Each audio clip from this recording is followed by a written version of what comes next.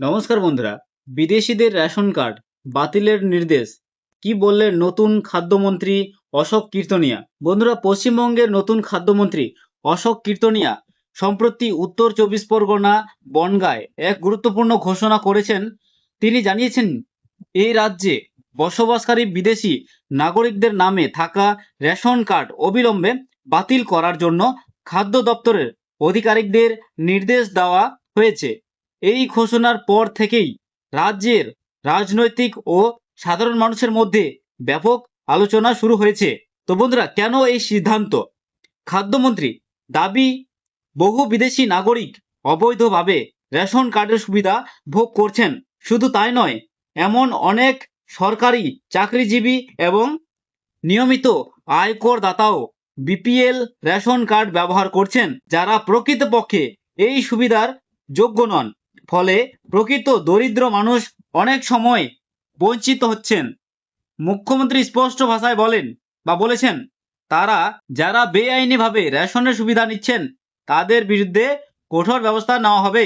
তিনি আরও জানিয়েছেন, যাদের অযোগ্য প্রমাণ করা হবে তাদের অবিলম্বে রেশন কার্ড জমা দিতে হবে।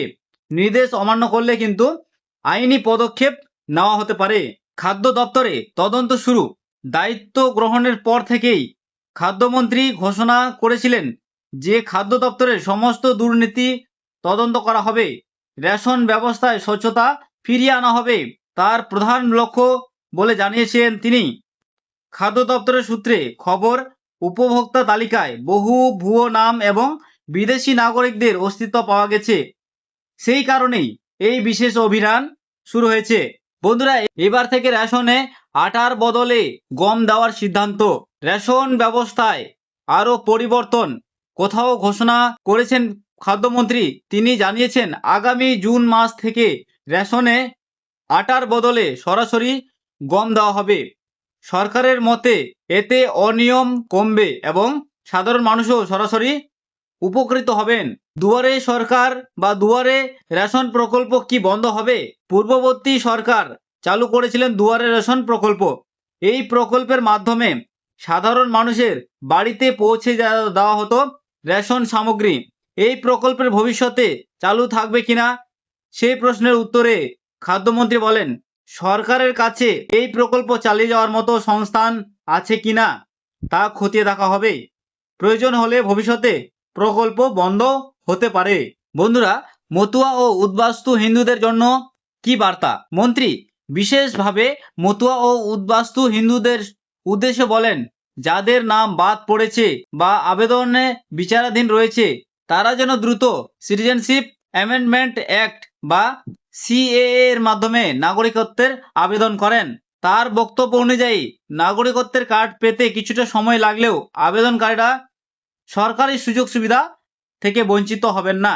সাধারণ মানুষের কি করা উচিত? তো বন্ধুরা, সাধারণ মানুষের নিজের রেশন কার্ডের তথ্য সঠিক আছে কিনা সেটা যাচাই করতে হবে এবং যদি অযোগ্য হয় তাহলে নিজের ইচ্ছায় কিন্তু রেশন কার্ড জমা করতে হবে। আর কোনো নাম বা বয়স বা ঠিকানা ভুল থাকলে সেটা কিন্তু সংশোধন করে নিতে হবে। সরকারি ঘোষণা, খাদ্য ও দপ্তরের নির্দেশ অনুযায়ী নিয়ম কিন্তু মানতে হবে। বন্ধুরা, সর্বশেষে বলা হয়েছে, রাজ্যের নতুন খাদ্যমন্ত্রী এই কড়া অবস্থান স্পষ্ট করে দিচ্ছে যে রেশন ব্যবস্থায় বড় ধরনের পরিবর্তন আনতে চলেছে। সরকারের দাবি, প্রকৃত গরিব মানুষের হাতে সঠিক সুবিধা পৌঁছে দিতে এই পদক্ষেপ নেওয়া হয়েছে। তবে এই সিদ্ধান্ত ভবিষ্যতে রাজনৈতিক বা সামাজিক ক্ষেত্রে কতটা প্রভাব ফেলবে সেটাই এখন দেখার বিষয়। বন্ধুরা, এই ছিল আজকের ভিডিও। যদি ভিডিওটি ভালো লাগে অবশ্যই লাইক করবে আর তোমাদের বন্ধু বান্ধবদের অবশ্যই ভিডিওটি শেয়ার করে দেবে।